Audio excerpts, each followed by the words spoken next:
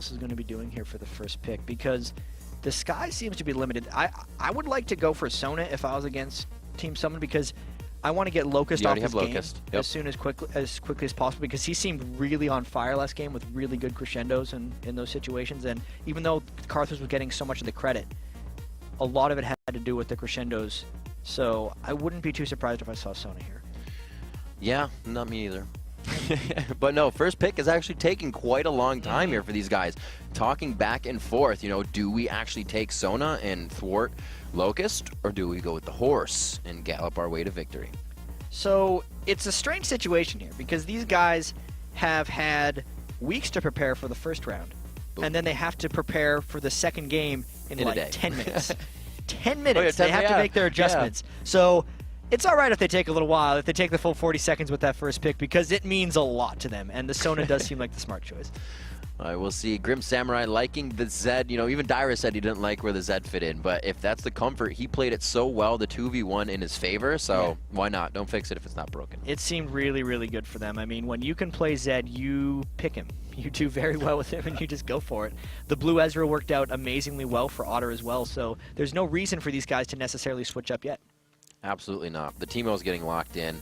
Probably the tree as well. No, I'm just kidding. So we see the Maokai coming out. More utility from the jungle than we usually see of the aggressive junglers lately. So we'll see if they lock that. Shogath got a bit of play from the odd one at the end of the LCS there, but we haven't really seen him at all here in the playoff tournament. Or promotion tournament. We really have not seen that much. And at this point, I feel like Fidelis is just taking away from Team Summon will work for them. I mean, like, we're getting that Nautilus. We're getting that Sona. How about this? How about this? You can't arcane shift out of my Nautilus ult. No. It's going to track you. Yep. And they didn't do Nautilus, so what am I talking about? No, they locked in the Malphite. So did we see a Malphite ban last game? I want to say yes, but I'm going to say no because I don't want to be wrong, and we're going to go on. Quinn is being hovered on. Nunu as well. Could be seeing a Nunu being locked in, but the compositions really aren't melding for me if they do that.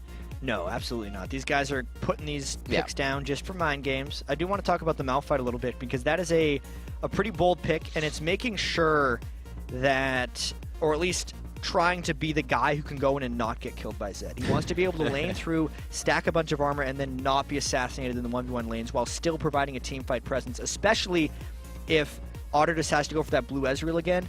Malphite will be able to get enough armor to hopefully tank through a lot of the poke damage that he's been throwing out and just be that rock for his team that stays in the front line and doesn't allow them to get poked down. I like the Volibear pick coming in here. Definitely an in-your-face Team Summon squad coming out as they lock down their fourth and fifth now for Fidelis to be locked in as they choose that AP mid, and they possibly looking for a top laner if we don't see Tsunami take Malphite in the jungle. And that Thresh pick is testing time for Locust. It's no longer a Sona where you can rely on his crescendos. The champion has been playing for a year and a half. A relatively newly released champion with Thresh, really requiring you to make some of the big plays on his hooks. And people have criticized Locust in the past for not being able to play the mechanically complex champions. He's not a high-rated solo queue player. I mean, we know Quantic had 4 players in the top 9. Locust is like Diamond 5. He really focuses on the team play, and if he's able to make big plays on Thresh, he's going to be able to shut up some of those haters. Looks like we could have a Protect comp coming in here from Fidelis. They do throw down the Orianna ball to see what they can have. I like the Wombo combo that Malphite's going to bring to that, as well as even Hecarim as they rock in with the Command Shockwave. But we're looking for Team Summon to answer with their last pick. And Fidelis came full circle with that Hecarim pick. They're like, we want this at this first pick. No, guys, pick Sona. It's more important. We'll be able to get the Hecarim later. All right, we'll pick it last. Every pick, they're like, Hecarim? Nah, we'll wait. And Hecarim and Malphite being comboed together is actually a fair bit like you would see in the Tencent Pro League. A lot of the Chinese teams, Hecarim and Malphite are 2 of the most popular champions over there because of the persistent threat they can put on the AD carry. They just get to their target and go. It's a little strange to be up against Ezreal, who's one of the most escapable AD carries as well, but it's still going to show us kind of their playstyle in this game, which is going to be very much all-in, dive, kill Otter.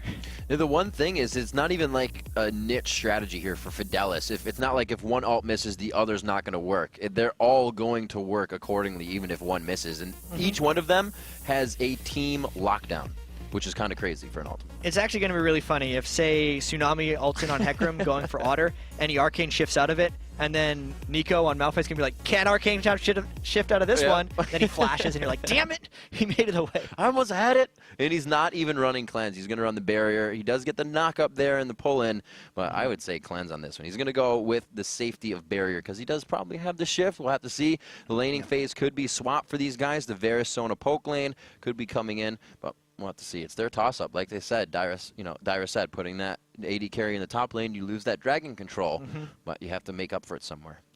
And the other problem for them, for Team Summon, might be whether Seiko Scott can actually make it in for the team fights. There's a lot of kiting that'll be potentially able to happen. Varus's slow field that he can put down on Varus is going to be very, very, very, very powerful. I thought you said Varus on Varus for a second there. Varus-y powerful. It's gonna be fun. So yes, Virus on Varus for Fidelis for this matchup. There they sit behind us. Locust on the screen closest to us, and Prophet as well. We're gonna see these guys head to head. Our second matchup here. Summon able to take game 1. Moving to the third, and Jap bringing you game 2 in our best of 3 series here. Third matchup of the day. The summer promotion so underway as we rhyme onto the Rift. So here we go. Still no big-time jungle invades that have worked out with kills. It seems like they explode or they disappear in a lot of these situations. And so far, they've been disappearing. There has been some fairly attempted blue buff control by a lot of these teams where they'll go in, deep ward a blue buff, and then it gets cleared out by a pink ward. Gotta wait and see what we get this game. All the pings going down, perpetual wards, and they will become a few. Manifested there. They get one into mid. It looks like Virus will be a human ward down in the bottom lane as they spread out that human line of scrimmage across the river. Looks like nobody's really going to get too deep here. Seiko Scott going for a dive, actually. He's going to get his feet wet, and looks like they will start to invade the jungle a little bit. All walk through a ward, though, and we might actually see the counter invade coming out straight away from Fidelis. Everyone is walking through wards here. It's really just a matter of getting your wards in the right positions and then getting out of there. Yeah, that's exactly what they did, actually. Running away, Grim Samurai calls the ward in the bottom towards the blue buff, and they call the ward on the top side as they make their way out into safety. But I think some of the most wards we've seen here at level 1. They are all over the place. Yeah, so look at that. 3 wards from Summon and 3 wards from Fidelis. 4. Yeah, 4. Definitely 4 wards from Fidelis, but a pink ward had been placed down by Summon. Yeah, there's definitely 4 wards from both teams. That is a very good counting experiment. Able to count up to 4, but even then, they just essentially clear the buffs in vision and no invades happen. So they know the ward is there. They did ping it. Team Summon just pinged that ward, but Locust is going to walk by it. Looks like they're going to try to put more vision down here. I don't know what. Yes, so they get an early vision ward as well for the Wraith area, and they're still invading. I'm confused. Yeah, they want to harass us as much as possible. They're just trying to slow down Tsunami's jungle. And they're doing a pretty good job of it because they have that pink ward, so they are pretty confident being able to harass this one down. That's a super duper level 1 strategy here. Nico taking quite a bit of damage. His top lane is not going to be fun off the bat. They do get the blue over to Tsunami in the end, so not too much trouble there. But we'll see if they keep pressuring this Nico top. They managed to burn one of his health potions already. You can only start with 5 health potions now in the 3.6 patch, so that's just the start of a painful lane for that Malphite. Already chugging through the second potion now as he's actually almost full health with that shield on, so this one's going to kind of run out for him. No gold, no difference, obviously. Yep. It's 2.5 minutes. We see really mid pressure. It's going to be Arthlon versus Captain Korea. Arthlon moving back to the AP champion for this game, not on the AD caster. So we'll see how he works this with his team. Not as much of a 1v1 champion as Kha'Zix is up until that late game when you can dance around with Orianna. And I really want to see how Captain Korea's Ahri plays in this game because even as a casual fan of Captain Korea, if I think of him, I think of his Ahri play. It's just really aggressive. He's every time I've seen him in solo queue or played against him, he's been playing Ahri. I know recently he's been playing a lot of other things. I'm just not that good anymore, so all my memories are from him on Ahri, and it'll be very interesting to see if he's able to punish Arthlon. The early wards are definitely not going to allow any punishment towards Captain Korea. He should see Hecarim down on his bottom side there. Still playing towards the top side of the river. He's doing it safe. And the pressure from Fidelis in the bottom lane. He keeps himself there. Good damage coming out for one attack from Tsunami. But looks like he's just going to pressure and soak up some experience as he makes his way out. Yeah, he did a pretty good job of clearing the rest of his jungle despite it getting so heavily harassed by Team Summon early on, and then really trying to put the jungle pressure down almost immediately onto the mid lane. Look at this. It looks like Seiko Scott thinking that he was going for Wraiths or actually coming around for his own gank.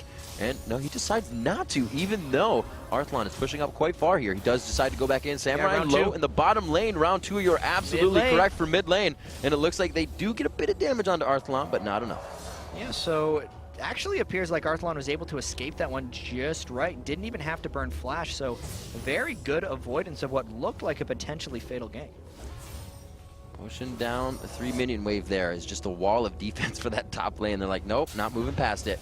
Virus and Prophet, though, they feel differently about this bottom lane. They want to get the turret and switch it up, but here comes Sicko Scott running in. He tries to get that bear stance down. They're going on to Prophet. Looks like they're going to get first blood here. It goes to Grim Samurai. The same as the last time, but it went to Sicko Scott. Oh. They're getting in the double kill this time, and Sicko Scott comes out twice in a row for first blood in his team. Just like last game, but this time much worse. Yes, because absolutely. They gave the double kill straight to Zed. And Arthlon, Captain Korea, just running out of mana as he uses the Ignite, so no finalizing the kill. Going back to that gank, as long as Captain Korea doesn't do something crazy and finishes off Arthlon here in the next few seconds, ghosting through that ward for Sicko Scott was really smart. It was just a matter of Fidelis felt safe because they had a really deep ward coverage and they thought, we're going to be able to escape anything. But a ghosted Volibear is a really, really fast person, and was able to close out and get them the double kill as well as shoving that lane all the way up. He definitely was swimming upstream fast. Got his food in. Now he's going to look to pressure that turret all the way and try to deny some of that experience. He makes his way back in. Teleport coming into the top lane here. This is going to be Nico coming back in as Tsunami was holding the lane. So Nico not losing too much experience, but he is down 11 CS on those side lanes. And Arthlon, this one's probably going to burn his flash. He is going to have to do something. He is quite low on mana. Looks for the wall. He gets thrown back. He's not really in range to flash anymore. Still trying to get to the wall. The charm is not there for Korea. The mana's still low. He wanted to make sure to get close enough to that wall to be able to flash over. Didn't want any of those fail flashes. Got just enough. Fortunately for him, Captain Korea was errant with his charm. Might have been able to get the kill if he lands that, but even though, gank still burns a flash. Great dodge by Nico in the top lane. Lacing up his quick shoes in the dodges, breaking some ankles, gets a hit onto Locust, so he's getting the damage back. And for them to be half health here, pressuring the turret, really means that Nico's getting some good advantages on this lane for a gank to come in. Yeah, 11 minion kills on Malphite. Not the best because he's been sitting on health potions this entire time. He had to burn his teleport actually to get back into this one.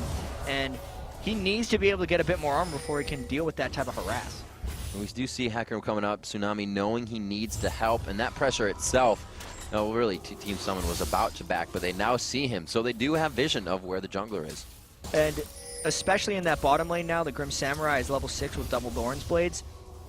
The kill threat is there if they decide to go for it, because it's one of the big reasons that people like Zed in a 1v2 is other people hit level 6 and they just continue passive farming the turret. Zed hits level 6, he can kill one person. Great damage here. Oh, gets the orb as he tries to do a little bit of micro there. Throws it the wrong way, misses a big amount of damage. That was a little bit errant by his orb. There was nothing over there for Captain Korea, but he's still getting some solid harass down onto Arthlon. He's dead even in minion kills, and Sicko Scott is just ganking. He's not actually jungling. So omnipresent right now. You're going to shield. There's the dissonance going down, but she's going to be slow there. The speed's not going to come in. The first Spirit Rush doesn't even put Captain Korea away. It actually helps him. Brings him in for the second one. So Sicko Scott gets to level 6 because of all those ganks.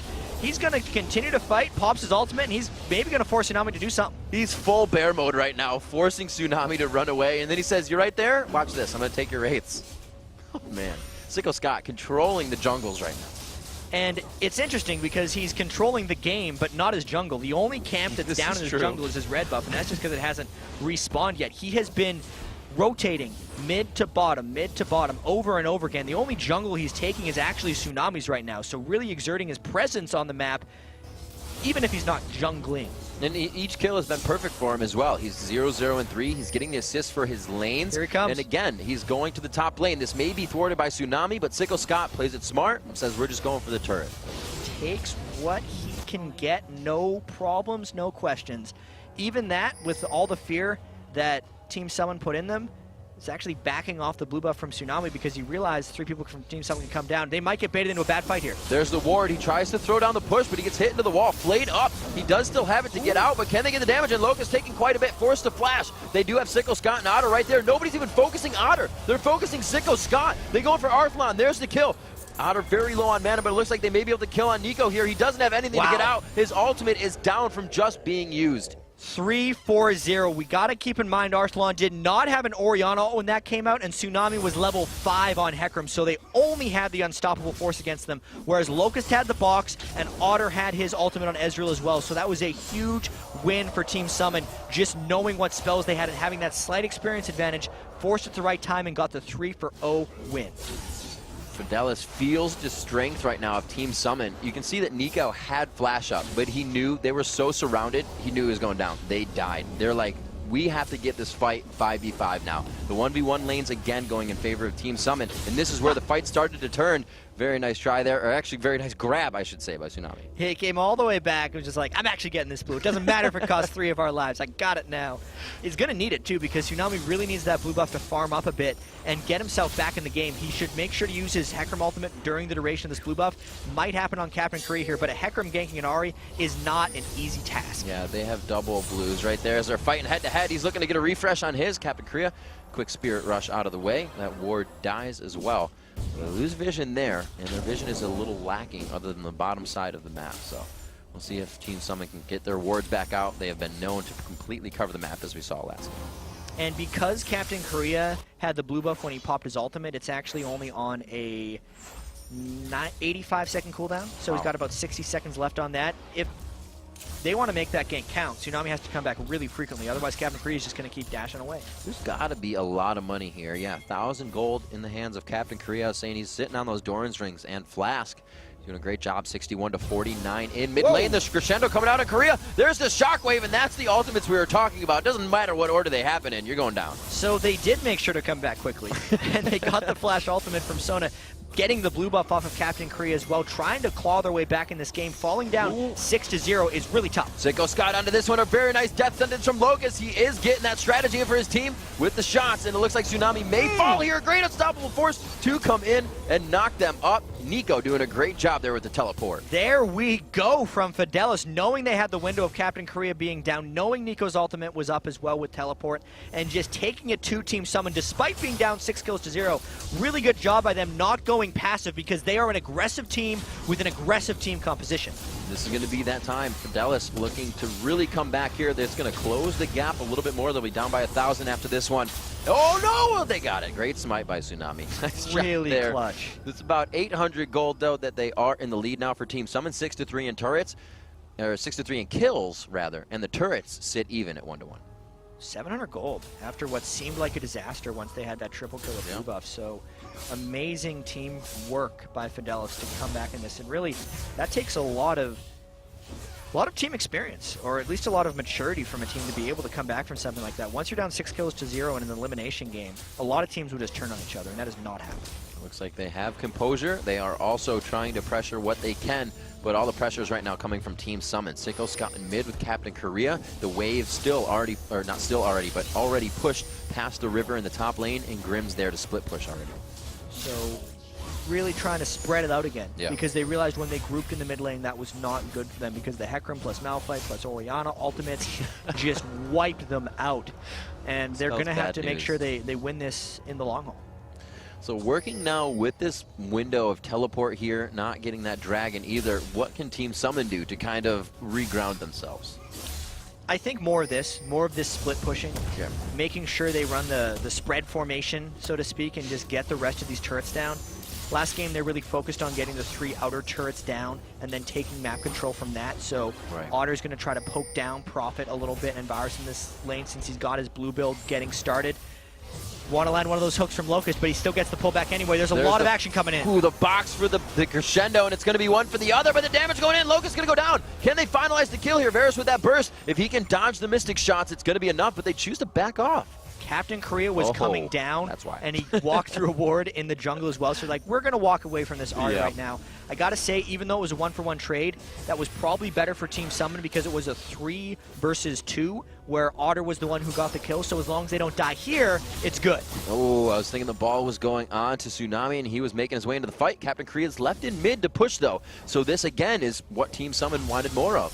And it's a really low farm game in the mid lane. Arthalon's at 63 minion kills on Orianna, 13.5 minutes into the game. And it's not because he hasn't been, it's not because he's getting beaten by Captain Korea, it's because he's been roaming so much and there's been so many team fights for him to come around with. And that's the reason Captain Korea is getting more farm. Arthalon coming back in as well, so the mids and jungles meeting each other to say hi for a rendezvous in mid. We can see the pings coming up as well. I'm coming into mid, says Locust, and we're going to start aggressing a little bit harder here. Looks like he's going to drop down and get a Wraith Ward in and get some more vision for his team. Grim could be in trouble. Samurai has no flash, just his clone. Tops away. That was pretty Clone's good escape. Clone's good. Worked out perfect. Just a little quick hike there, and it looks like he gets a little aggression from Tsunami, but it's not needed anywhere else. So everybody's just trying to find a little bit of aggression, push somebody else off, and that next objective is really going to be the focus. Double wards actually in that brush the Team Summon just walked by, so Virus knows he wants to get camped here a little bit, and this could be a 4v4 that is progressing. They're letting each other know that they see each other, and they might just back off a bit. Yeah, they see the ball movement. He was like, Charm, maybe? Oh, you're not even near me. So they back off. It looks like they get a little bit of an invade there. They already had the red ward, so they're just kind of, you know, using what they can at the moment to see if they can get anything out of it.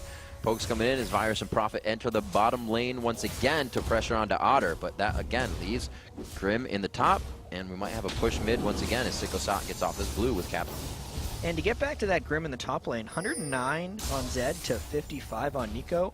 Despite Malphite wanting to get to a bunch of armor to deal with Zed, he just hasn't been able to get there yet because he hasn't had gold. He's going to try to shop now. I'd imagine that Malphite wants to get a Frozen Heart real quick, but it's going to be a while because if he's farming at that clip, Grim Samurai is going to outpace him. And he actually just harassed him out of his back, so he's forced to stay in lane, can't spend the gold that he has. It's going to be only 940 right now, and if you compare those two, it's 1,400 gold in the lead for Grim Samurai as he was preparing the CS. They've taken this bottom turret, they get some good damage onto it. Varus with some good AoE there. The crescendo goes out. Looks like they're under the turret, but not close enough. Yes, the chain of corruption. Here comes Hecarim from the side. Tsunami able to go in. Otto's going to be pushed backwards. No, he arcane shifts over it. The ult missing just by a thread, and it looks like they get out only with the one kill. Still a great crowd-controlled chain there by Virus and Prophet. The crescendo making what's probably the hardest ultimate to land in the game, and Varus' ultimate land perfectly since the target wasn't moving. Secure the kill on Locust, and then the chain actually spread enough to force the flash out of Otter as well. So we see Otter now 137, 2-0 and 2, 3-1 and 2 at 129 as we're comparing the gold and the KD ratios of the ADs. You're seeing the blue build once again coming up from the Ezreal and Virus on Varus. Looks like he's going for, is he just kind of putting together Last Whisper? Because usually you see the Bloodthirster, right? There's a couple of things he can do on Varus. Most guys do Bloodthirster because he has some pretty decent AD ratios, but we have seen a few people go for the Infinity Edge. He can go either option from here. Sometimes you see this build and they'll go Last Whisper and a Bloodthirster with those two items. Since Pickaxe will build into Last Whisper and BF into Bloodthirster. But I'd actually expect the Infinity Edge out of Virus in this situation. Alright, we'll see if he goes. Pressure on the mid lane from Korea. His blue buff is up. And you just grabbed that recently. No, it's about halfway gone. So as they push down a little more wards, finally Team Summon as we look into the bottom. They did get their wards in. They are pressuring this mid turret, and once they can open that up, that'll be the second of what they did quite quick in the first game, is like you said, take down the outer three.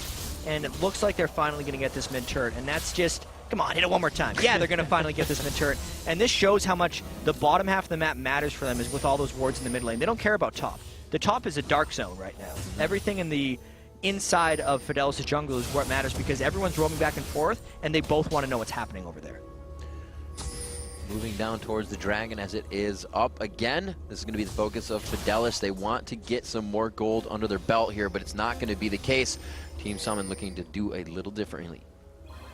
They're very scared of getting caught in the dragon pit at the wrong time. Because last game was not happy for them. They lost the game after being very close to the dragon fight, and they're going outside of the dragon, just flying it. Absolutely, onto Locust. He has both summoners to get out of this one, so that's a lot that they're putting down on him. He flashes, but goes down in the end. Here goes the true shot barrage across the team with a crescendo as well. Prophet very low, Virus very low, but he's able to take one out as he kites away. Sicko's got a little bit of health, gonna get one more bite on. It's gonna be the ground slam to take him out. A shutdown coming in for Sicko. The follow on to Arthalon, the Mystic Shot just misses. The Orb of Deception probably to finish it off, and it's gonna be the Foxfire. 4 for 3, maybe more. Get kill him. But they decided not to kill Malphite. Maybe they couldn't see him. The rush over in that corner has some really weird line of sight issues when you're trying to get people out. But that was a great counter initiation by Team Summon.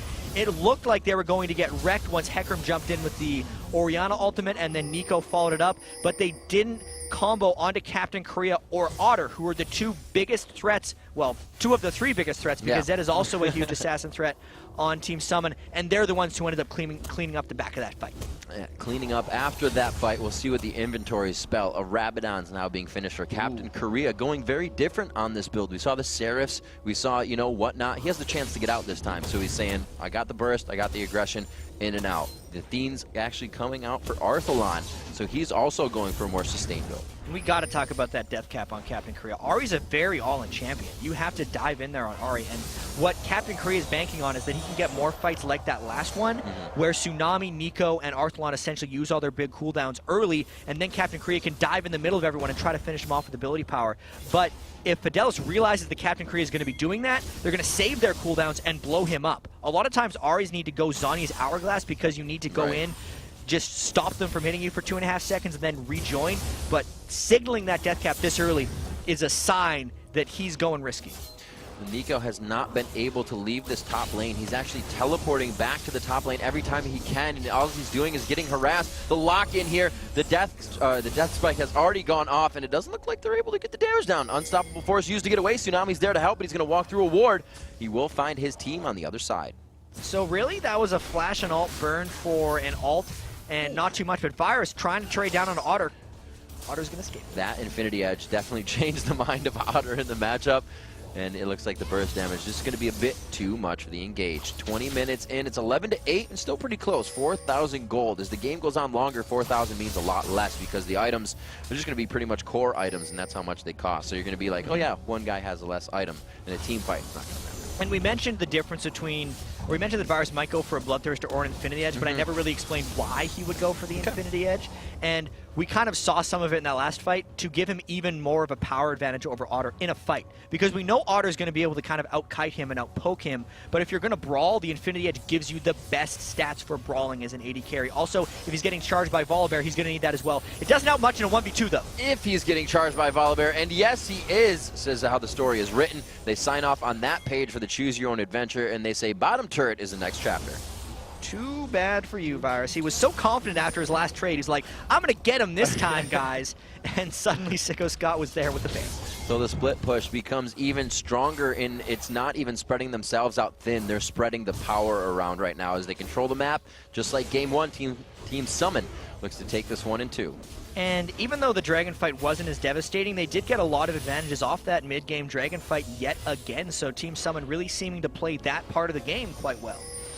To see if the objectives are even in their eyes more. We saw them kind of going back and forth with the Baron last time. They didn't want it until they could fully get it. But yeah, like you're saying, the Dragons coming up after their objectives. They have so much control, and the wards continue to flood into the side of Fidelis' jungle. I think they're quite happy keeping it up like this. Sicko Scott just got his Aegis of the Legion. There was just a Glacial Shroud picked up by Otter, which makes him much more healthy against Tsunami's dive and doesn't really help against Nico's dive since it's magic damage, but he's not worried about Nico yet because that's a full tank Malphite. He's not going to be able to kill Otter in a diving situation, so a lot of control going to be coming out from Otter's Ezreal very, very shortly. Amazing that Grim Samurai and Nico have just been hanging out in this top lane, a completely different island the entire game. Like I'm saying, the teleport's being used up top. You know, that was something that won Fidelis a fight 5-10 minutes ago. Not 5-10, but, you know, 5-6 minutes ago in mid. That teleport can't be used anymore, and it's really what they need to surprise a fight again. And it's also crazy because a lot of times you'll see those two guys disappearing in the top lane and they'll come back and they'll both be monsters. But this is one of these games where Grim Samurai is winning that lane really substantially, yet they're still leaving them up there completely on an island. I feel like that's Nico either saying, I got it, guys, or the team saying, we have to leave you there because we know if we turn it into a 5v5, Grim Samurai is going to wreck us, and we need you to stall up there and then teleport down, which is the most likely case. I think they're all still hanging out in mid. Pink ward's going down as well. It looks like there are a lot of wards on the side of Fidelis, so we may see once all these wards go out, the fight to finally happen, the vision to be cleared. And there's so many deep wards by Team Summon. They don't even bother warding their own jungle because they know they have the 3 outer turrets down, and these are the new ward positions for them. This is the new map for them. It's so far from their base. And they're just able to steal the jungle from Fidelis and slowly expand their gold lead. Once again, Grim Samurai able to push up to the turret as you see the bottom wave pressed up to the turret as well. So much map pressure coming in from Team Summit. The mid lane also being pushed by two of the stronger champions that are on the team. So like I said, the power being spread out everywhere, not being spread thin. They know when to back off and play it safe. The Lantern giving them vision everywhere, and Fidelis is just forced to kind of pressure them off with presence. But it was a very, really good timed Oracle's pickup by Prophet. Because of all the pressure that their jungle He's got the was gold under. back. He's gotten a lot of that gold back. There were 4 or so wards deep in their red jungle, and he's cleared all but 2 of those at this point. It's actually really important for Team Summon to get rid of that Oracle so they can continue their stranglehold on Fidelis' movement, and they're just not in a position to create that fight yet. Otter trying to pressure this bottom lane. His True Shot Barrage to be the thing to help his team until he gets there. So they seem okay leaving him off on the wing as well. He's going to back 31, or say 32,000 for Fidelis as it just ticks over the mark to 37,000. A cool 5,000 gold in favor of Team Summon, 3-1 in turrets, but it's been a lot slower after those first 3 have gone down this time.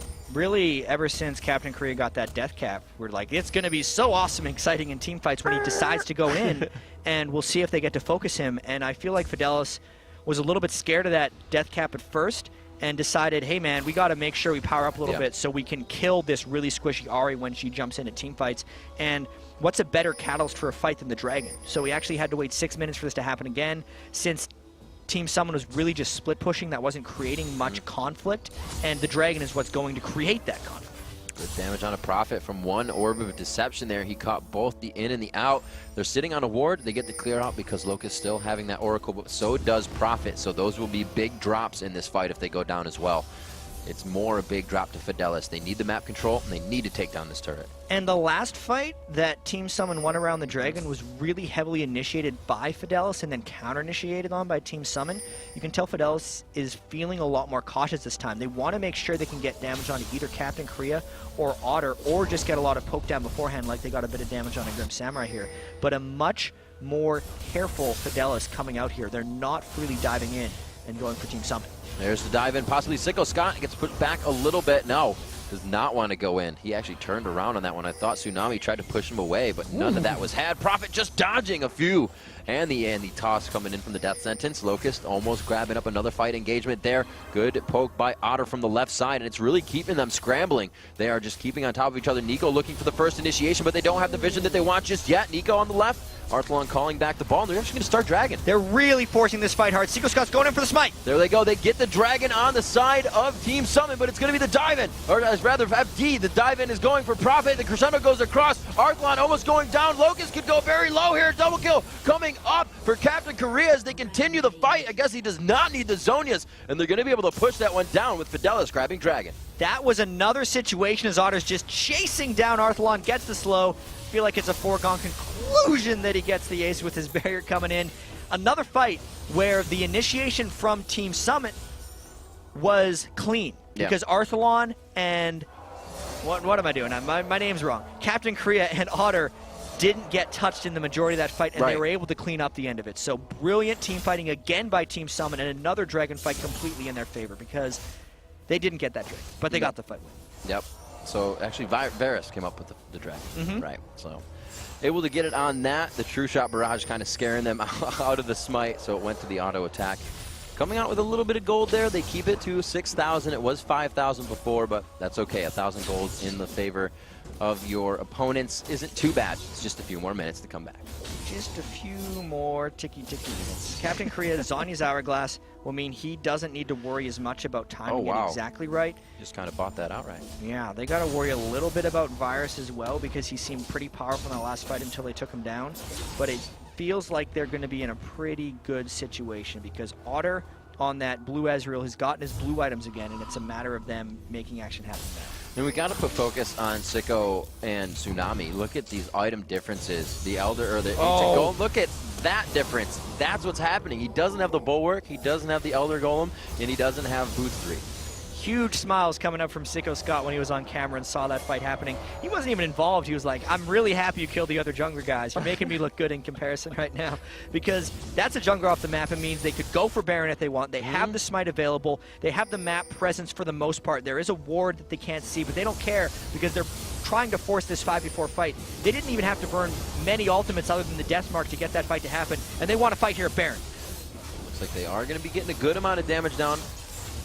Onto it, Locust on the backside. They get Baron down. They're going to go in for the fight. Nico a little too close. He doesn't even get to use his spells. So Crescendo completely misses the team. Two-shot barrage misses as well, so that's a miss for a miss. But it looks like they're going to be able to finalize this one. So much front-end burst coming from Team Summon. Baron and 3. Nobody goes down for Summon. They get 3 more. And this is even better. 6-0-11 on Otter, 6-1-6 on Captain Korea. And this push could go for a while as long as Captain Korea doesn't get obliterated by Orion.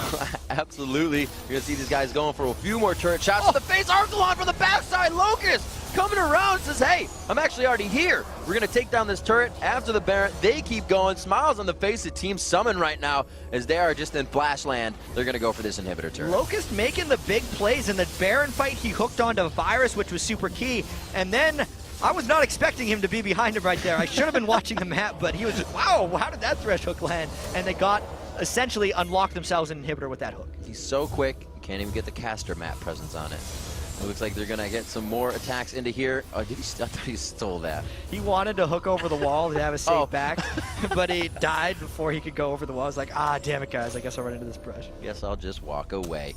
So Tsunami back up. The bulwark finish for him. Arthelon back up as well. He's looking to finish the Rabadon. So a slight item behind there. The Muramana finished up for the Ezreal. Like we said, the blue build, it works good when you're 7-0-12. Works real good. I think other items would work very well when you're 7-0-12 too, but the blue build adds to the awesomeness because it's just all blue. And then Blade of the Ruined King is purple, but we'll pretend it's blue. It has some similar pigmentation, so we'll allow it. But get off the color wheel. It's strong. So 2 minutes on the Dragon. Other than that, we're objective free right now, and it's really up to Team Summon to control what they're doing. You can see the auto attacks and harass going on in Tsunami. They're not even ready to engage if they get caught like this. They're quite spread out. And it's super difficult for Fidelis because we know they're an all-in team and they just want to fight. Ooh. Maybe they're going to be able to start with a Locust fight. There's a good bit of damage there. The Flame misses, and he's actually going to be going down in this one. No, he actually pulls him too. Tsunami uses the ultimate on one champion, but they're also able to find Captain Korea. No Zonias was used in that fight by him. Big things from Fidelis here. Prophet still on the outside throwing in power cords and heals for the team. All focus onto Arthelon now. Otter comes in for the backside and they're able to turn the fight around in a 3-for-2. Team Summon pushing back Fidelis. So Team Summon, even though Captain Korea and Locust died without using spells, since they had the Baron buff, still got 4 kills out of it. Otter still crushing them from the backside, and they might get their second inhibitor out of the game after getting initiated on. It's going to be just Sicko Scott tanking this. They want to pressure this advantage. Why not? They can micro health in and out rather, and they're going to get this turret. Maybe Nico taking a bit of damage, but there's no focus to him. They're now going to go on to him, and he may go down here. That for the Iceborne Gauntlet locking him up. He tries to get himself back into the fight, but cannot make it happen. He was flipped in. The ground slam just wasn't enough. Can't escape the power of the blue Ezreal with the Baron buff as well, so he's a little bit purple. And that's just 28 kills to 12 now. Otter in complete control this one. Since he only joined the team about a month and a half ago to replace Slacko, it's a pretty damn good performance here in the first round. Absolutely, a 9-0-15, 270 CS, and he likes going blue. 32 minutes into this one, it's a 28-12 score, and it's going to be a 13,000 gold lead. 8-1 in turrets. That means there's only 3 turrets left that stand on the map for Fidelis. And just look at them. 1 turret kill for Fidelis on Team Summon. Their map control has been immaculate because this is another one of these games that seemed pretty close until a few of those dragon fights, but you'd have to say just strategically, Team Summon being able to defend their own turrets so well and deep ward. You look at the amount of wards during this game that have been placed in the enemy jungle, it just creates the right kind of opportunity for Team Summon. It means even if things go poorly, they're not losing turrets, so their defeats are low risk, whereas their wins are high reward.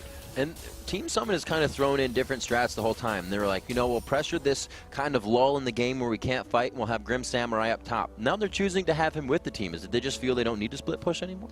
At this point, they don't need to split push at all, and they're winning the team fights so strongly. Right. Plus, there's also the fear of how hard Fidelis can initiate, that they need to be able to have reaction there to that fight, and that's one of the big reasons they're generally staying grouped up as 5 right now. And that's something we have to, you know, credit Team Summon for. Is we said Fidelis's ultimates are just going to be one after the other, and if one misses, they can still continue, and Team Summon has avoided that to a great deal.